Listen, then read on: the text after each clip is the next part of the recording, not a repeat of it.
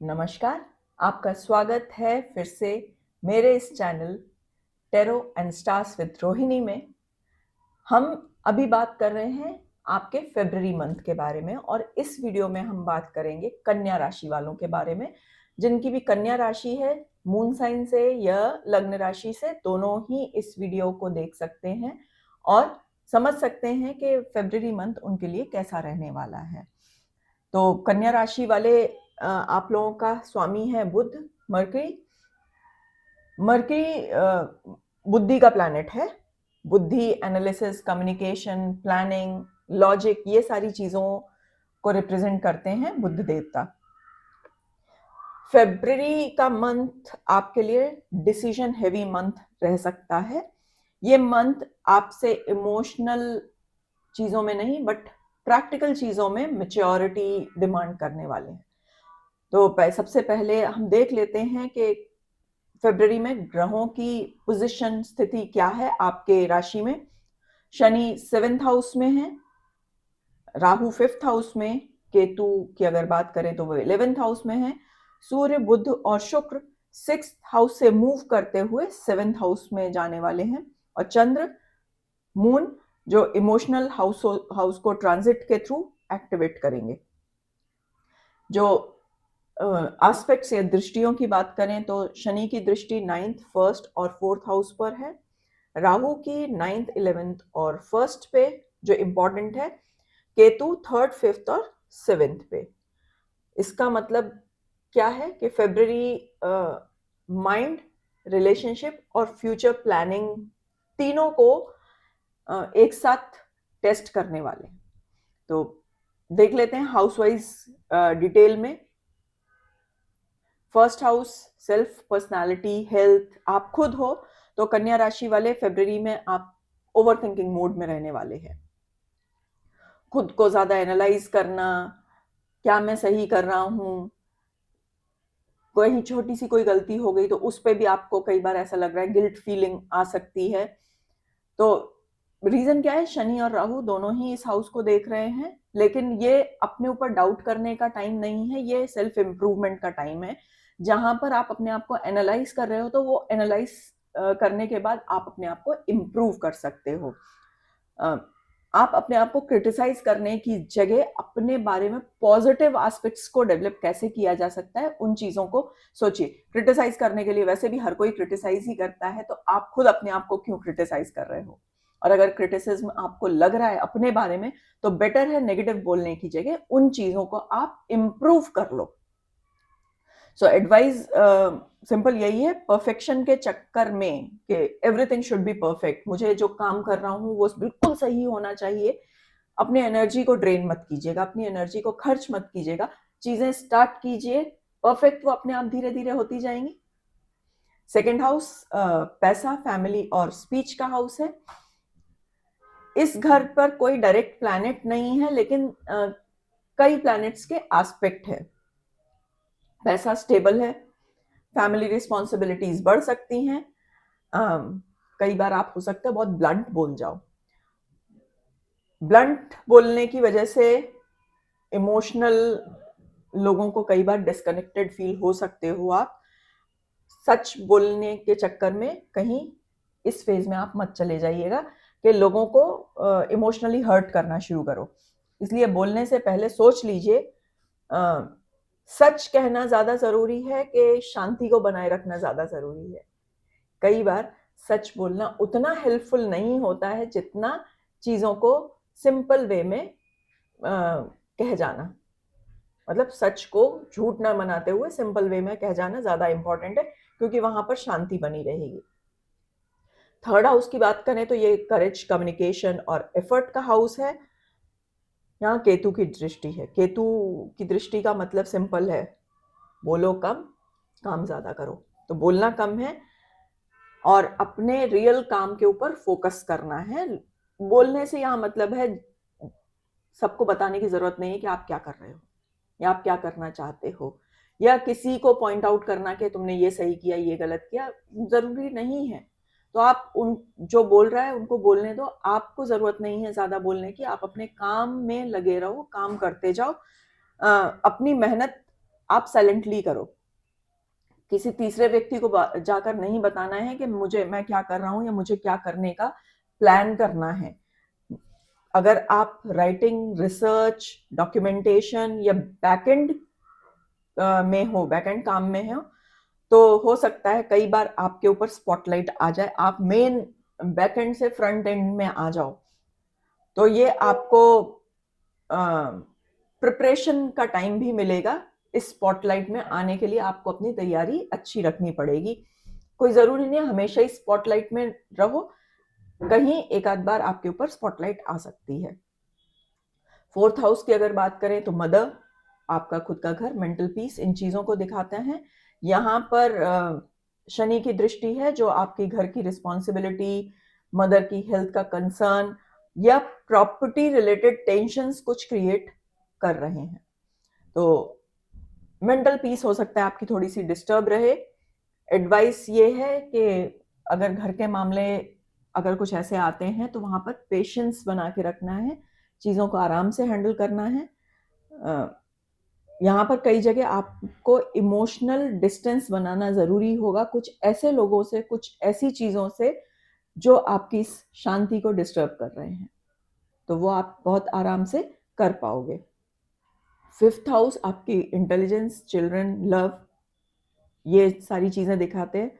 तो यहाँ राहु महाराज जी बैठे हैं, तो राहु इस हाउस में जब आ रहे हैं तो ये कंफ्यूजन प्लस ब्रिलियंस दोनों ही चीजें दे रहे हैं। मतलब एक तरफ हो सकता है आपको कई चीजों में कंफ्यूज कर दें और कई चीजों में आप बहुत ही अच्छे आइडियाज के साथ बहुत अच्छे से चीजों को कर जाओ। लव लाइफ में ये अट्रैक्शन बढ़ाने वाले हैं, अट्रैक्शन स्ट्रांग होगा, लेकिन कई बार ये अट्रैक्शन आपकी क्लैरिटी को थोड़ा सा डिम कर देगा। अगर आप स्टूडेंट हैं तो आपका दिमाग बहुत अच्छे से चलने वाला है, इंटेलिजेंस आपकी शार्प रहने वाली है, लेकिन राहु हैं तो डिस्ट्रैक्शन ऑब्वियस है, तो डिस्ट्रैक्शन क्रिएट कर सकते हैं। आपके अगर खुद के बच्चे हैं तो आप उन बच्चों से रिलेटेड किसी भी डिसीजन को जल्दबाजी में मत लीजिएगा, आराम से सोच समझ के डिसाइड कीजिएगा। आपकी ओवरऑल क्रिएटिविटी हाई रहने वाली है, लेकिन किसी भी डिसीजंस में इम्पल्स थोड़ा सा अवॉइड कीजिए। 6th house job, competition, health, यहाँ पर सूर्य, बुध और शुक्र, इनका मूवमेंट दिख रहा है। ये इस पर्टिकुलर हाउस को बहुत ही पावरफुल बना रहे हैं। अब पावरफुल जब बना रहे हैं तो काम आप करोगे। आज की डेट में काम के बिना तो कुछ हो ही नहीं सकता, चाहे वो आपका प्राइवेट जॉब हो, गवर्नमेंट जॉब हो, खुद का बिजनेस हो। तो यहाँ पर भी काम का कोई एक्सेप्शन आपको वो नहीं मिल रहा है, काम आप कर रहे हो, लेकिन चीजें आपके कंट्रोल में रहने वाली हैं। कंपटीशन में बाकियों से थोड़ा आपको एक्स्ट्रा एज मिल जाएगा। जिस किसी भी कंपटीशन की आप बात कर रहे हो, तो हो सकता है लोग 10 कदम चल रहे हैं तो आप 12वें पे पहुंच जाओ, तो एक्स्ट्रा एज उनको आपको मिलने वाला है। क्योंकि ये हाउस हेल्थ का भी है, तो यहाँ पर माइनर से issues, digestion related, acidity related, ये इश्यूज सरफेस हो सकते हैं। सिंपल तरीका है, अपने रूटीन को स्ट्रांग रखिए तो ये सारी चीजें प्रॉपरली आपकी निकल जाएंगी। 7th हाउस मैरिज और बिजनेस का हाउस है। यहाँ रिलेशनशिप आपका सीरियस टोन में रहने वाला है। अगर आप मैरिड हो तो जो फर्स्ट हाउस में भी बताया था, कई जगहों पे आपको इमोशनल डिस्टेंस बनाना पड़ेगा। यहाँ पर भी वही चीज़ है कि आप इमोशनली डिस्टेंट फील कर सकते हो, लेकिन कोई ऐसा प्रॉब्लम नहीं दिखाई दे रहा है आपकी शादी में। बिजनेस और पार्टनरशिप भी इस घर से देखी जाती है, तो बिजनेस में स्लो ग्रोथ है, लेकिन लॉन्ग टर्म बेनिफिट होंगे। धीरे धीरे जो जैसे चीजें ऊपर चढ़ती हैं तो वो वहां पर स्टेबल रहती हैं। एकदम से ग्रोथ मिलती है तो डिक्लाइन भी उतना ही शार्प होता है, तो उसकी चिंता मत कीजिए। स्लो एंड स्टडी आप मूव कर रहे हैं और इसका आपको लॉन्ग टर्म बेनिफिट मिलने वाला है। आपका कई बार कमिटमेंट, चाहे वो आपके फैमिली में हो या बिजनेस में, वो कमिटमेंट टेस्ट हो सकता है, आप इन चीजों से बच नहीं सकते। 8th हाउस सडन चेंज और हीलिंग का घर है। इमोशनल हीलिंग आपको मिल रही है। आपके जो पुराने डर हैं वो शायद आप खुद रिलीज करने वाले हो, उनसे आपको अब उतना डर नहीं रहेगा। कई छुपी हुई चीजें रिवील हो जाएंगी, लेकिन वो आपको किसी तरह से कोई नुकसान नहीं पहुंचा रही हैं। फाइनेंशियली अगर बात करें तो इंश्योरेंस, टैक्स या जॉइंट रिसोर्सेस, इन सारी चीजों को लेकर आपकी क्लैरिटी बनती हुई दिख रही है। 9th हाउस भाग्य का और धर्म का, ये दोनों चीजें दिखाते हैं। तो यहाँ पर लर्निंग आपकी बहुत स्ट्रांग है, लक स्लोली आपको सपोर्ट कर रहे हैं।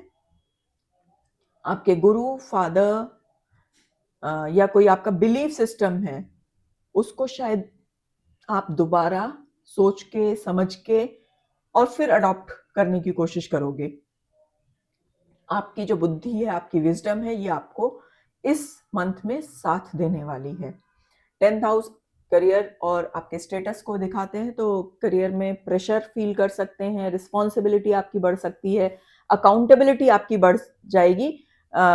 यहाँ पर क्योंकि आप काम कर रहे हो तो आपको रिकॉग्निशन मिलेगा।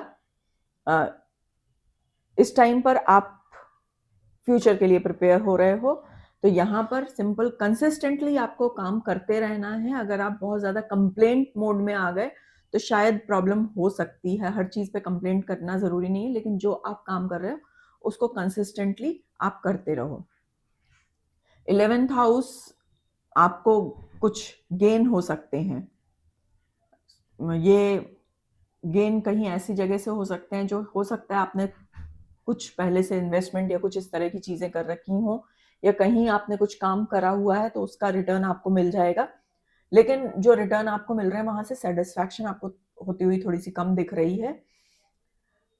आपको ऐसा लगेगा कि सब कुछ मिल तो रहा है, पर फिर भी कुछ चीजें वेकेंट, खालीपन दे रही हैं। तो इस मंथ एक सजेशन है कि बहुत ज्यादा कनेक्शंस मत बनाइए, लेकिन जो आपके क्वालिटी कनेक्शंस हैं, सॉरी, क्वालिटी कनेक्शंस हैं, उस पर फोकस कीजिए। नंबर ऑफ पीपल बढ़ाने की जगह जो गिने चुने लोग आपकी लाइफ में हैं, उनके साथ क्वालिटी टाइम स्पेंड करना, उनके साथ क्वालिटी कम्युनिकेशन करना, ये ज्यादा जरूरी है आपकी नेटवर्किंग में। 12th हाउस एक्सपेंसेस आपकी नींद और इन सब चीज़ों को दिखाते हैं। तो expenses due to some short travel या कुछ हेल्थ इशू या फैमिली की वजह से बढ़ सकते हैं, और जब ट्रैवल और हेल्थ इश्यूज बढ़ते हैं तो ऑब्वियसली स्लीप डिस्टर्ब होती ही है। इनर अवेयरनेस आपको मिलेगी, और ये जो इनर अवेयरनेस आपको मिलेगी ये बहुत ही स्ट्रांग रहने वाली है।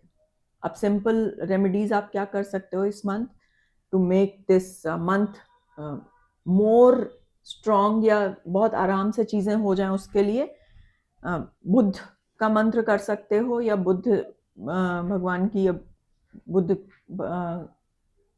वार वाले दिन गणेश जी की पूजा आप कर सकते हैं।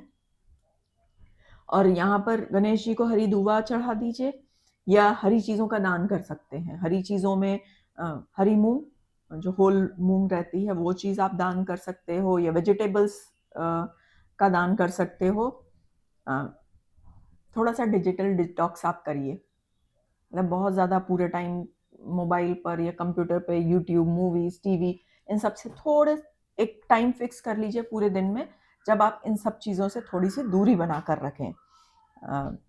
ये चीज़ आराम से रात को हो सकती है, क्योंकि दिन भर आप जॉब पे होते हो, वहां पर आप डिजिटल डिटॉक्स नहीं कर सकते हो, और हो सकता है वो लॉस भी हो जाए उस टाइम पे। तो रात के टाइम पर आप एक टाइम 10 बजे, 9 बजे, 9:30 बजे, कोई भी ऐसा टाइम फिक्स कर लीजिए कि इसके बाद अब रात को मैं मोबाइल या टीवी नहीं देखूंगा। उससे आपका स्लीप पैटर्न सही होगा।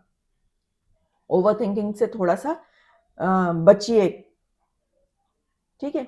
और ओवर थिंकिंग से बचने के लिए एक प्रैक्टिकल रेमेडी है, लिखना शुरू कर दीजिए। एक बार अगर आपने कोई चीज लिख दी तो वो बार बार आपको दिमाग में आकर परेशान नहीं करेगी। तो ये सिंपल प्रैक्टिकल रेमेडी है। तो फेब्रुअरी आपको पावरफुल बनाना चाहता है। जो भी चीजें बताई हैं उससे आप एक बार एनालाइज करेंगे तो समझ में आएगा कि वो आपकी स्ट्रेंथ को इंक्रीज कर रहे हैं।